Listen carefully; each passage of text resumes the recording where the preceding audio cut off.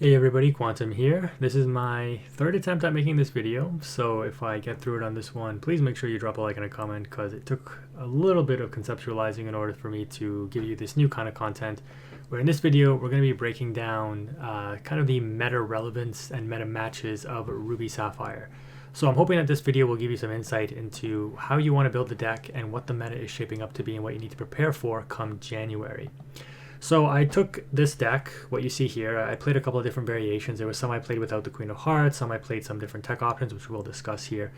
And I took it for 8 matches, best of 3s, at a decent MMR rating, and I went 4-4, which is actually very underwhelming for me, personally. And I learned a lot of things. Again, you can maybe chalk it up to I was testing some things, but I definitely made a couple of misplays and definitely made some errors in my deck construction, which I will talk through in this video to hopefully give you some insight and, hear your opinions, whether you agree or disagree. I played 4 Amber Steel songs out of those 8 matches. 50% of what I played was Amber Steel. I played 0 mirror matches, which is weird because this deck is still being represented at top tables a decent amount. I was not at the top tables by any means, but I would think that it's still represented in the mid tables. Still, I don't play enough to get up there in the MMRs. But it was very interesting to run into 4 Amber Steels. I played, I think, 3 song variants and definitely 1 aggro variant. And what you need to be very aware of is Amber Steel is definitely, I would say at this point, maybe the most popular deck that you can expect to see, assuming you have players who know how to play it and play it well. It's definitely an S tier option right now in the format. It really does well against the Emerald Amethyst deck. It does good against other Amethyst decks. And even into its worst matchup, which is Ruby Sapphire, it's decent. So I did write down my matchup spread. I lost on the draw in 3 against Amber Steel Aggro. I lost on the play in 3 against Amber Steel Song, which is basically what Markov's list is. The aggro variant, I think they were just not on like strengths and stuff. They were more on, I guess, just lower cost characters that were more aggressive. Like I didn't see, what do you call it, like Zeus's or Whole New Worlds in those matches. Whereas the other 3 that I played Amber Steel, I did see them. And I think this list is a good representation because I did see this new aerial.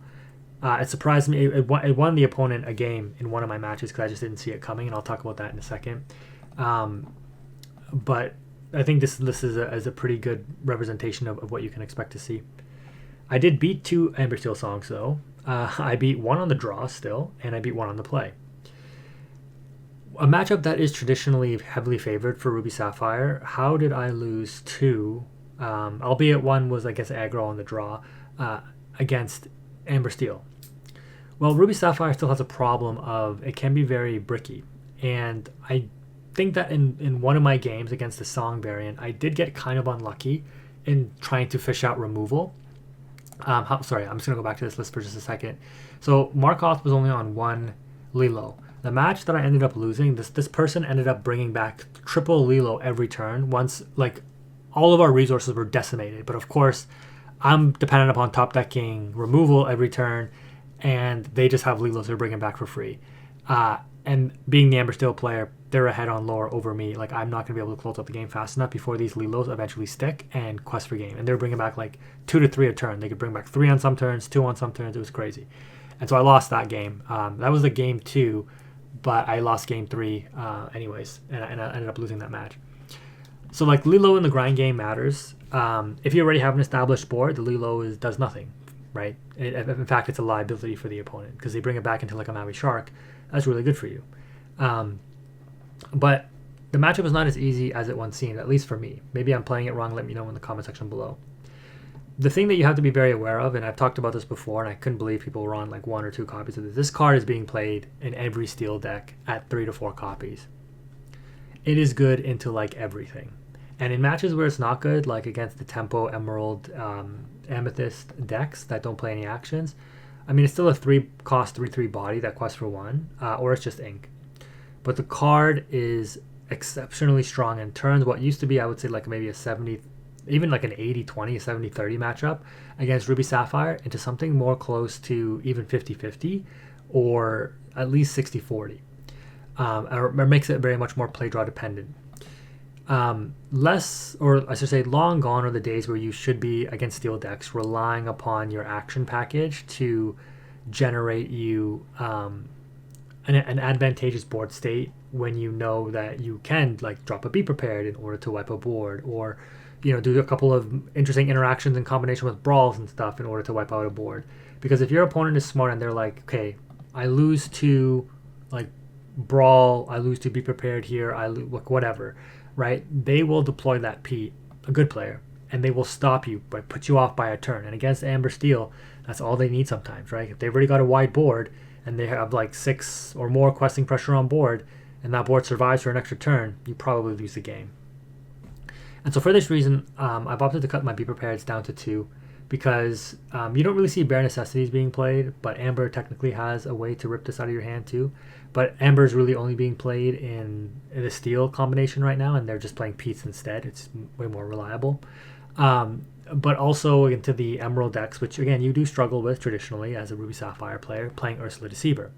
Drawing a Be Prepared early sucks, right? You have to TPO it, assuming you have the TPO, or it's a dead card in your hand that just doesn't do anything, right, for 7 turns, or hopefully sooner than 7 turns, because the goal of Ruby Sapphire is that you see 2 out of the 3 ramp cards, either the TPO, Sail, or How Far I'll Go. You want to see 2 out of those 3, or actually play them within the first 6 turns of the game, I find. And so within those first 6 turns, you also need to stop your opponent. And this is where I've opted to try to use Queen of Hearts. I was not on this for a couple of my matches, which I opted to put this in once I was seeing how popular these aggressive decks really were in the format, not seeing any mirror matches. But obviously, Queen of Hearts is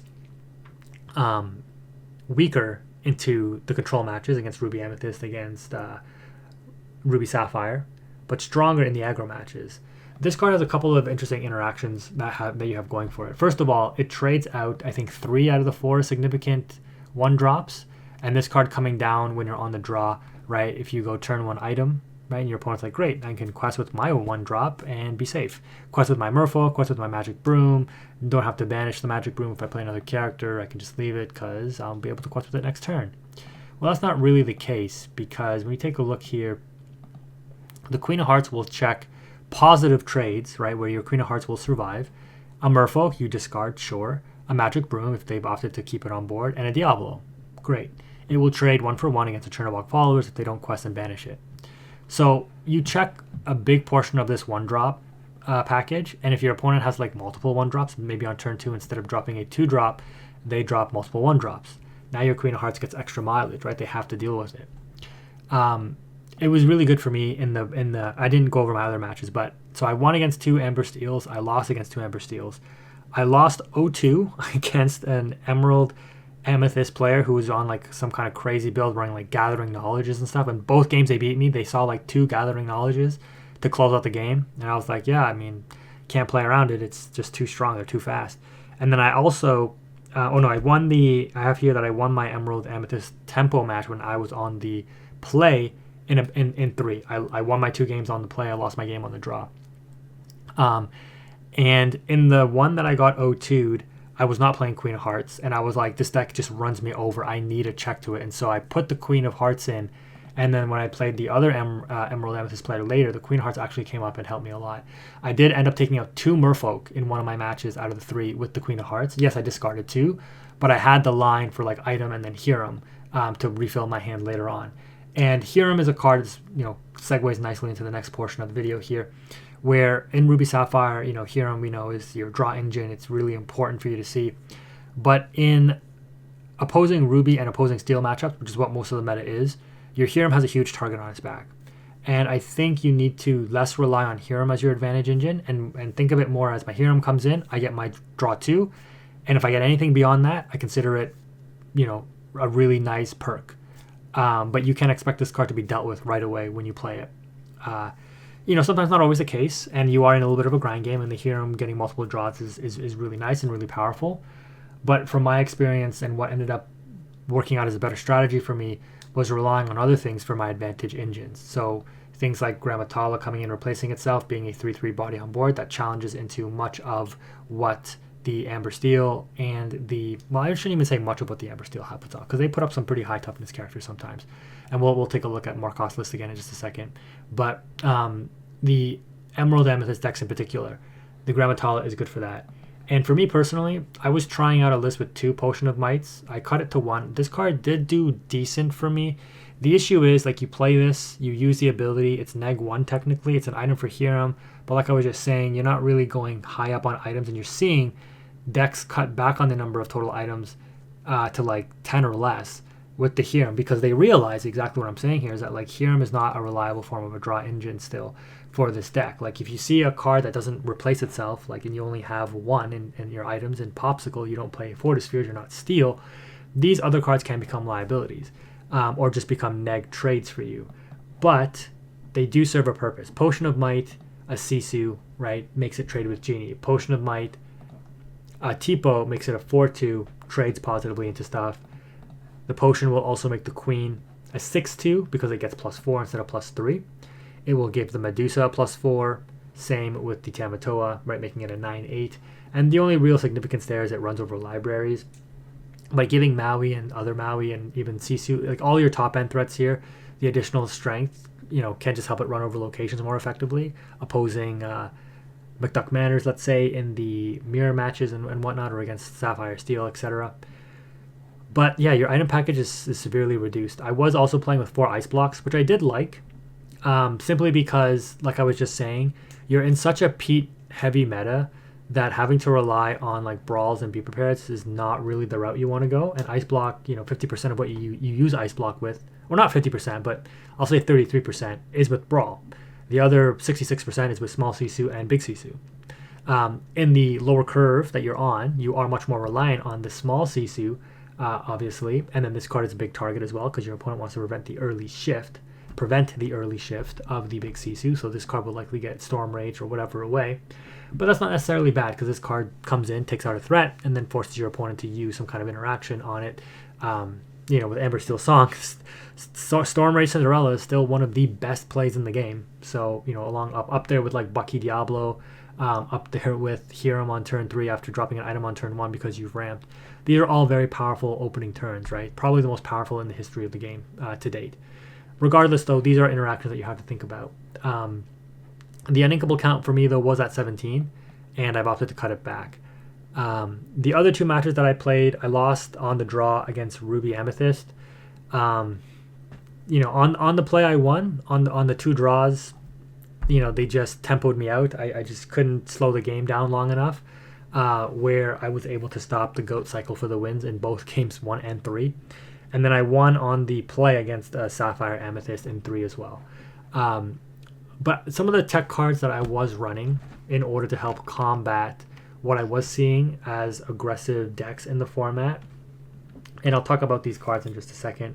The first one was 1 copy of Sword Released. In the Emerald Amethyst Tempo match that I won, because I put this in there after I got slapped up by the Gathering Knowledge, and I was like, I just need more ways to claw back lore against these aggressive decks. This card actually made a difference, but it was terrible for me against the Amber Steel deck, so I took it out. But in the Emerald Amethyst Tempo match that I ended up winning, this card won me one of my matches. So I would have lost in 3 basically if I wasn't playing this at the time, I think, because they were on something like 18 lore with like a Genie on board and 1 card in hand. I having to fight through rabbits and stuff is just like insane, by the way, and we'll talk about that in just a second. But this card allowed me to consistently claw back lore, and you know, Genie replaced itself, but I was able to like brawl away the Genie and then keep my character on board. So I ended up getting me back 4 lore, which in the end won me the game because the opponent ended up going back up to 18, which means they would have gone to like 22 lore if this card wasn't on board with my character surviving and just clawing back the lore. So it did do that, but like I said, against the Amber Steels, I think I was playing this for 3 out of the 4 Amber Steels, and it just really wasn't that great. In one variation, I was also trying out this Radigan. I've always been a fan of this card, but the format is just way too fast for this card to really be useful, and the format just demands constant removal. And a card like this requires setup. The reason why I opted to play this as a 1-of is for a couple of reasons. One, it's another card that can help facilitate strong lines of play with Ice Block, right? This thing also helps deal with a Gontu, right? A Gontu is a 4/3, the new one that quests for 4, and then just being able to Ice Block the Gontu down, drop this, exert that Gontu is really nice. But ideally, you want to play this card with things like your Maui Shark, your Tamatoa, your Big Sisu, your big characters, because you quest with them or get a challenge in and get their ability off, whatever, and then you force an exertion on your opponent's side, which is really unexpected, right? It's a really big surprise factor. This card was really bad for me in 2 of my matches that I played it for 4 matches. 2 of them it was really bad, and 1 of them it was good. And I mean, but in the match that it was good, it was like not game winning. It was just like helping me continually dominate the game. So I don't want to call it win more, but kind of was. And then in another game, I think it neither here nor there. It didn't really make too much of a difference. So I drew this twice where it was completely dead. I had no setup on board to really get a value out of it. And it was both against Amber Steel. In one of them, it got wheeled away, so just dead. And then in another one, I think I lost with it in hand. It was just not great. In the one match where it did make a difference, the opponent had an exerted Pluto on board already. And I had a Maui Shark that I played the following turn. So they were willing to trade out their Pluto into my Maui Shark. But I also had a Tipo on board. And so what I did was I threw my Tipo into the Pluto, lost my Tipo, reduced the Pluto down to a 1/5. The opponent also had an Ursula Vanessa on board.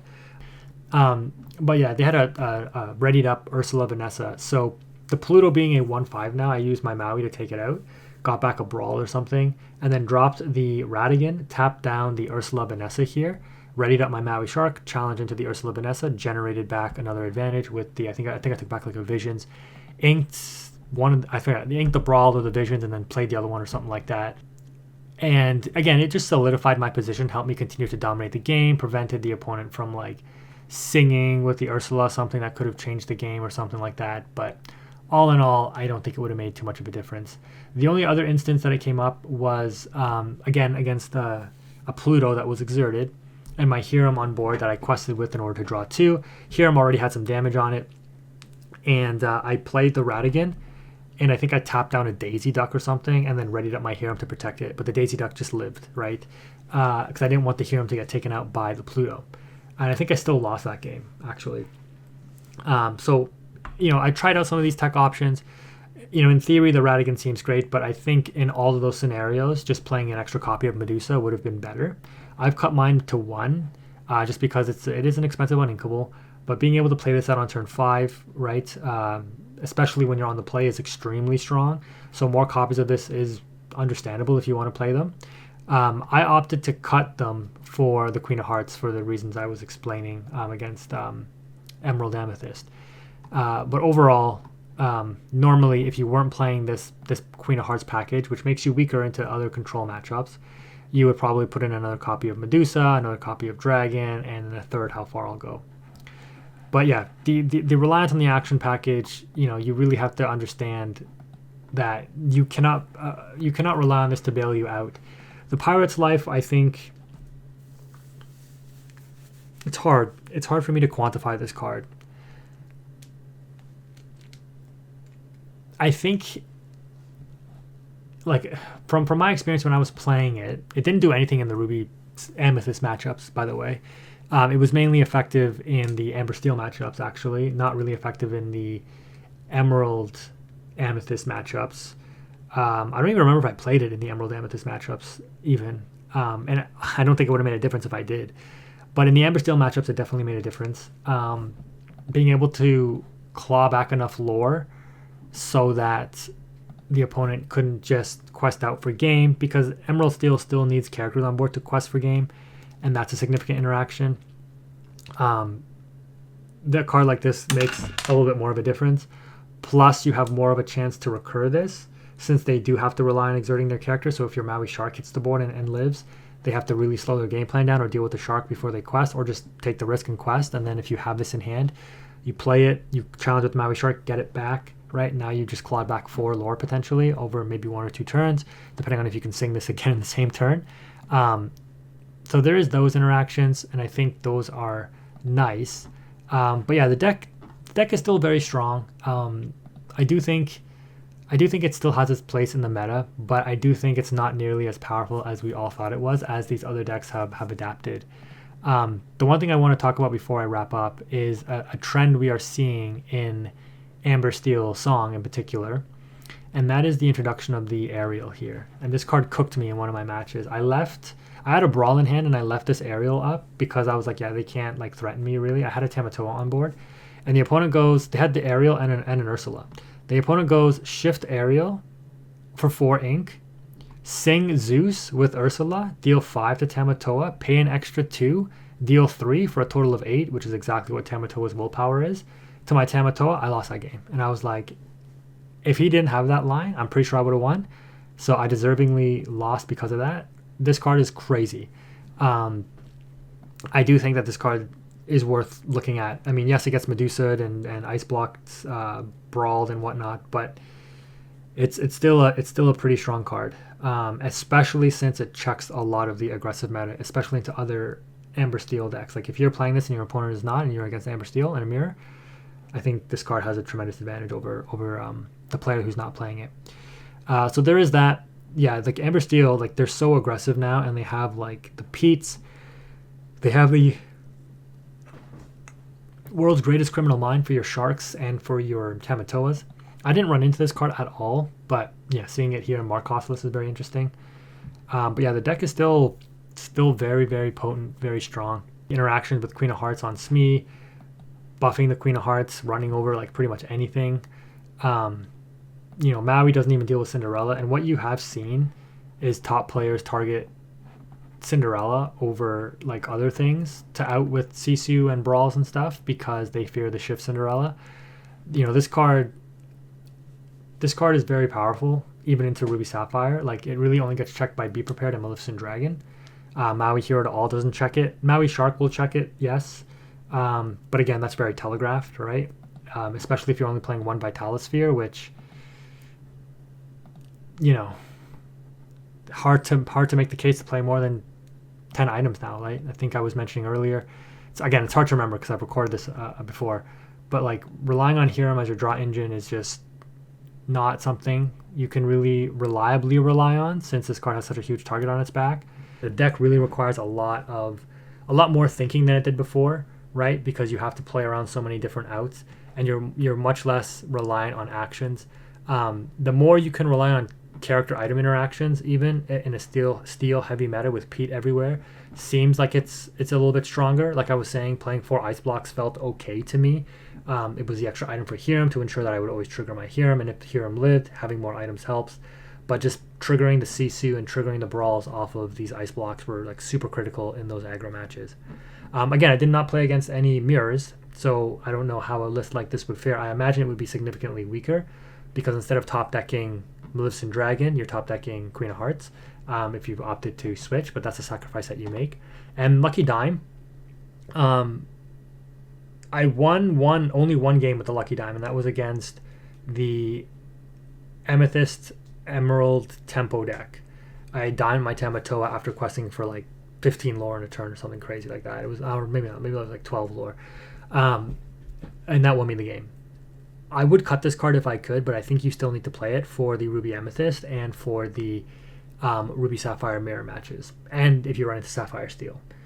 But yeah, I think that the format is so fast, even with all your removal, Lucky Dime just is a little too slow. I know I've really focused on Amber Steel and Emerald Amethyst to a certain extent, but you do have to, the last thing I'll say before we wrap up here is when we take a look at why Emerald Amethyst gives you such trouble as the Sapphire Ruby player.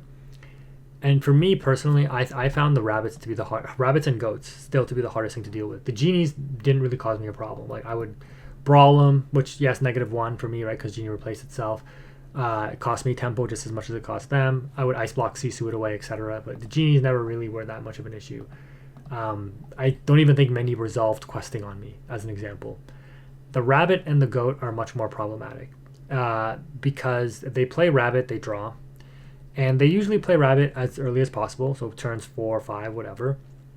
So they won't have the snake or the box to bounce it right away.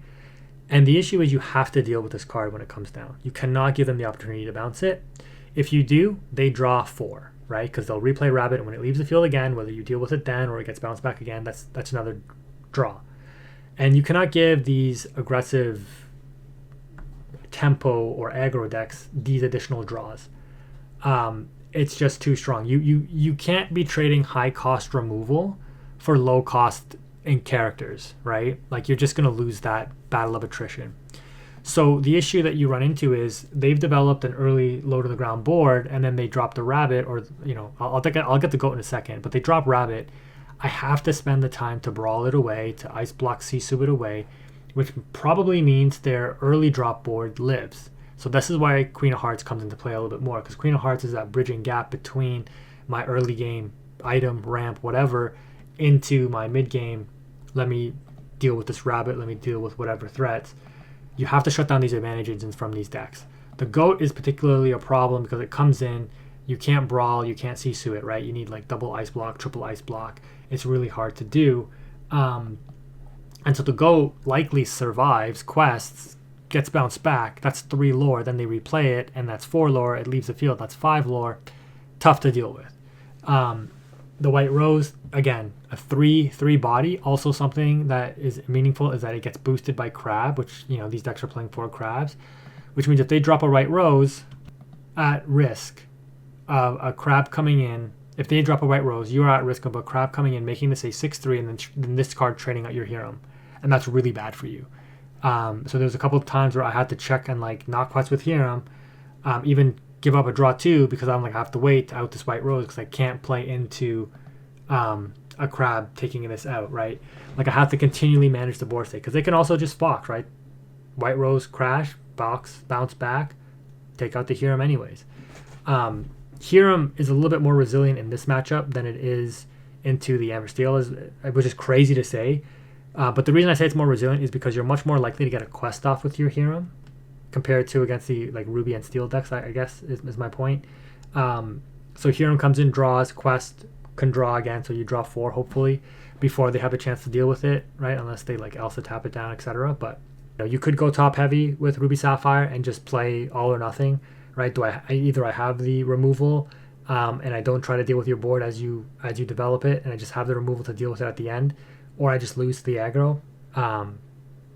It is what it is. I guess that's the point of a game, right? You can't cover all your bases. Anyways, guys, that's going to wrap it up for this video. Hopefully it was coherent enough and manageable.